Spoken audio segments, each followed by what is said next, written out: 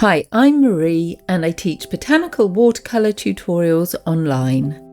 This thistle may look impossibly complicated, but it's simply a collection of repeating shapes, built up one layer at a time. The drawing is really important here. As you can see, I know exactly what each tube is doing, where it's going, whether it's under or over the one in front or behind it. With this short video, I'll show you how I paint the vibrant purple tubes, create depth within the flower head, and tackle the spiky bracts just one step at a time. So I build them up slowly without becoming overwhelmed.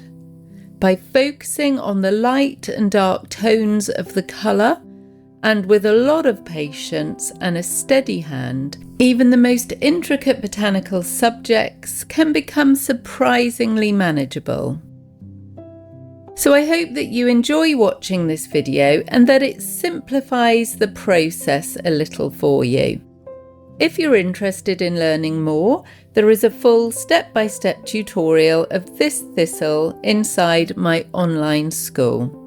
Have a great day and sit back and enjoy.